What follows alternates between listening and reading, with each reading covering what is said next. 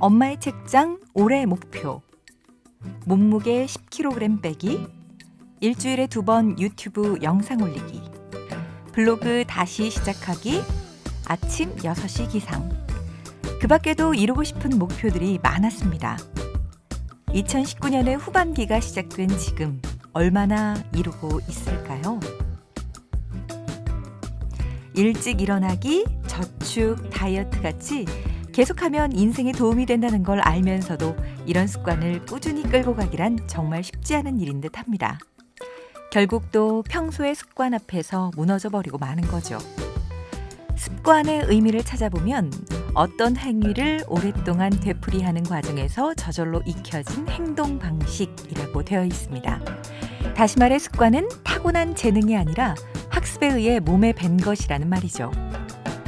시작은 어렵지 않지만 계속하는 것이 어려운 습관. 오늘은 의지박약과 결별하고 승승장구하는 사람이 되는 습관의 기술인 계속 모드를 소개해 보려고 합니다. 누구나 몸에 익히고 있어서 습관이라고 의식조차 하지 못하는 것들이 있죠. 구구단, 양치질, 샤워, 운전, 자전거 등등. 굳이 신경 쓰지 않아도 하는 방법을 알고 있습니다. 하지만 이런 습관들 역시 의식하지 않고 하게 될 때까지 수없이 많은 어려움을 극복한 것이죠. 7 곱하기 8은? 이라고 물으면 곧바로 56이라고 대답하지만 처음에는 2 곱하기 1부터 외우기 위해 수없이 노력했을 겁니다.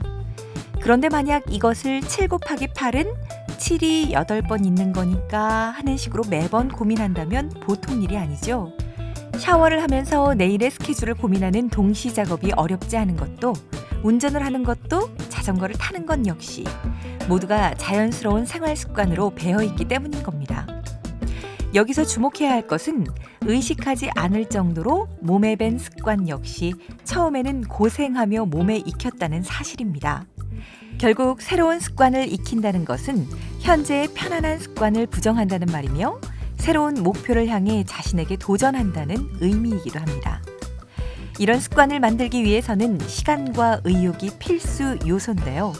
시간이 있더라도 의욕이 없다면 다음 기회로 미루기 쉽고, 의욕이 있더라도 시간이 없다면 어쩔 수 없이 미루게 되는 거죠. 이 두 가지 필수 요소를 조절하는 7가지 규칙을 정리해보면 첫 번째, 반드시 시간을 확보하라입니다. 돈과는 달리 시간은 사용하지 않는다고 저축해둘 수 있는 게 아니죠. 그런 의미에서 돈보다 엄격하게 관리해야 합니다. 예를 들면 하루의 모든 행동을 리스트로 정리해보고 자신에게 불필요한 일, 다른 일에 비해 성과가 떨어지는 일을 순서대로 빼는 겁니다. 이렇게 되면 성과를 내는 행동에 시간을 집중해서 쓸 수 있게 됩니다. 두 번째, 나약한 자신을 믿지 마라. 결정한 것을 그대로 실행할 수 있다면 좋겠지만 벗어나는 행동을 하거나 미루는 것이 인간이죠. 때문에 의도적으로 조절하려고 하지 않으면 안 됩니다.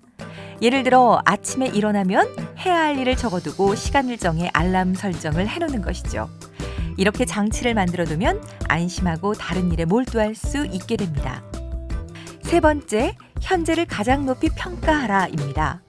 과거와 현재, 미래라는 세 명의 자신을 놓고 봤을 때 가장 기대하게 되는 것은 미래의 자신이죠. 무한한 가능성이 펼쳐져 있기 때문입니다. 하지만 아무리 미래가 눈부시게 보여도 가장 중요한 것은 현재입니다. 목표 달성은 현재의 자신이 얼마나 노력하고 움직이느냐에 달려있기 때문이죠. 기대는 적당히 하고 현실에서 한 걸음이라도 더 내딛는 것이 중요합니다. 네 번째, 하고 싶은 게 떠오르면 기록하라. 하고 싶은 일은 많은데 어느 것 하나 손대지도 못하고 정신없이 하루가 지나갔다는 기분을 느껴본 적이 있으시죠? 하지만 실제로 하고 있는 일은 진짜 내가 원하는 일이라고는 말하기 어려운 현실적인 노동인 경우가 많습니다. 이 끝없는 톱니바퀴에서 빠져나오는 유일한 방법은 하고 싶은 일을 잊지 않고 기록하는 것입니다. 그리고 왜 하고 싶은지 그 기분까지 쓰는 것이 좋습니다. 아무 의미 없는 것처럼 느껴질지라도 나중에 다시 읽으면 의외의 것을 발견하게 되는 경우도 있으니 꼭 실천해 보시기 바랍니다. 5번째, 예외를 인정하라. 아무리 스케줄을 그럴듯하게 세워도 그대로 진행되지 않았던 경험 있으시죠? 설령 좋은 습관을 만들었다고 하더라도 반드시 예외 상황이 생기게 됩니다. 예측할 수 없는 일들은 생활 속에서 늘 생기기 마련이니까요. 이런 예외 상황을 거부하기보다는 그 속에서 우리가 무엇을 얻는지 관찰해야 합니다. 예를 들어 스트레칭을 할 수 없었던 날에 새삼 스트레칭의 필요성을 깨닫게 됐다거나 책을 읽는 대신 라디오를 들으면서 의외로 취향에 맞는 방송을 발견하기도 하기 때문입니다. 6번째, 함께하는 동료를 만들어라. 사람은 자신이 처한 환경에 따라 크게 영향을 받게 됩니다. 헬스장에 가면 자연스럽게 헬스를 하고 싶어지고 도서관이라면 책을 읽지 않으면 안 될 것 같은 기분이 들게 되죠. 습관을 지속하는 데 있어 환경의 힘은 무척 큽니다. 자연스럽게 동기부여가 되는 거죠. 만약 나와 비슷한 목표를 갖고 있는 사람이 곁에 있다면 목표한 일을 이루는 환경을 만들기가 훨씬 쉬워지겠죠. 7번째, 칭찬으로 의욕을 북돋우라. 오늘은 하고 싶은 의욕이 생기질 않네? 네, 내일 하지 뭐. 이런 생각이 바람직하지 않다는 걸 알면서도 때때로 되지 않는 현실과 타협하기 위해 우리는 의욕이라는 핑계를 떠올립니다. 이런 의욕을 높이는 방법 중 하나가 셀프 토킹입니다. 예를 들어 싫어하는 일을 시작해야 한다면 이 일을 시작하다니 나는 정말 대단해 라고 혼잣말을 하는 거죠.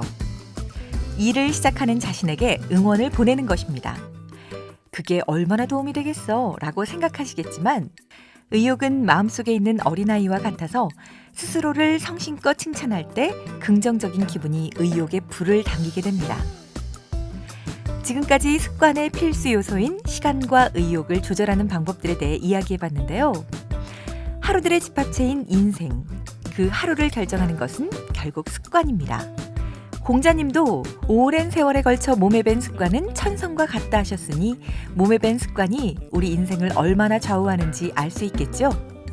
계속하는 놈은 당해낼 재간이 없다는 말처럼 계속 모드의 스위치를 켜 현실 속에서 명확한 변화를 느껴보시길 바랍니다.